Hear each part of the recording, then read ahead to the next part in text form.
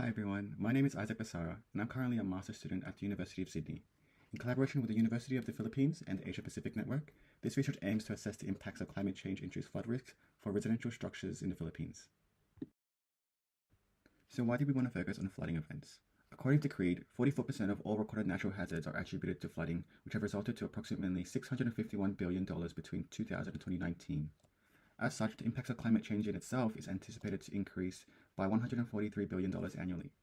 This makes it a notable issue in the Philippines due to its geographical nature, which makes it one of the most hazard-prone countries globally.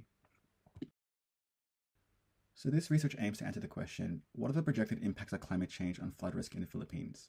So this has two main objectives of creating high-resolution flood scenarios that consider short, medium, and long-term changes at a municipal scale. And from that, how can we quantify these flood damages for residential structures? Thus, this research contributes to SDG 11 in making more resilient communities and SDG 13 looking through climate action.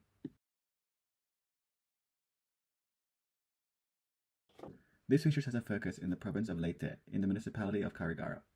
We use this municipality as our case site due to the low-lying areas and frequent pluvial and fluvial flooding, especially during the months of September to early January. So just to give you a brief overview of my data collection, we were able to collect fieldwork data on damaged households post-flooding events.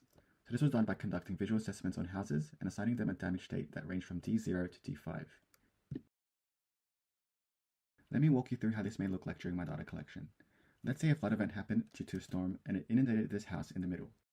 If the damages were visible, I would assign a certain damage state for each of the housing components, such as the floors, walls, and roofs. For instances where houses already made repairs and the damages weren't visible, we would rely on the households to give us a description of the damages, and then we would assign a score accordingly. So from this, we would complete this for different types of houses with different building typologies. Wooden houses that are elevated, and concrete houses. We will repeat this process 400 times across the province to capture varying levels of damage and flood inundation depths. So one of the outputs that we generated from these field surveys was the creation of vulnerability functions. Now with these functions, we can now forecast the expected damages for a continuous range of inundation depths. For example, if we had a masonry structure that is expected to experience a flood of 3.2 meters, we can estimate that damage ratio to be approximately 40%. That 40% can now be combined with the construction cost to give us a total expected output of damage. We can then apply these different flood scenarios to see the changes in damage costs, which brings us to phase 2 of this research project. So disaster risk can be conceptualized into three main components. So for this research, we look at the exposure specifically for residential structures, the vulnerability of these structures based on the typology and building material, and lastly the hazard, which has varying levels of climate-induced rainfall. So from this research, we followed the climate scenarios that were derived from the IPCC under different temporal scales. One of the main steps was to generate the flood models was to create elevation models of the municipality. We used combined photogrammetry, which is on the slides here, LiDAR and IFSAR data to create catchment areas of rainfall. To consider climate change, we closely followed the Philippines Climate Extreme Report of 2020, which follows the IPCC's climate trajectories. We used baseline rainfall scenarios from interpolating average rainfall from synoptic stations across the country. We then determined the percentage differences across each climate scenarios and apply these changes in our flood models. For example, this community here lives near a river. Each of the polygons here represents a housing structure and is color-coded to each of the housing materials. So once we've identified the materials of these structures, we can then assign them a vulnerability function to come up with a risk score for each of these households. So once we've identified the risk scores, construction costs, and size of these households, we can then come up with an estimated cost of these flood damages.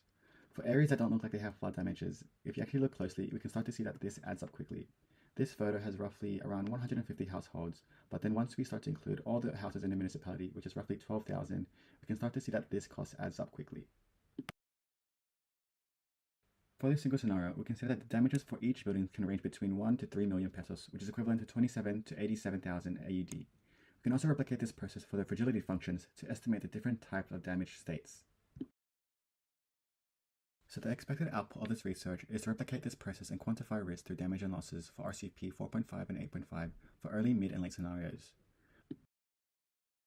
So overall, this research has three main contributions. We achieved the creation of localized datasets of damage functions that can be transferable to other regions that share the same building typologies.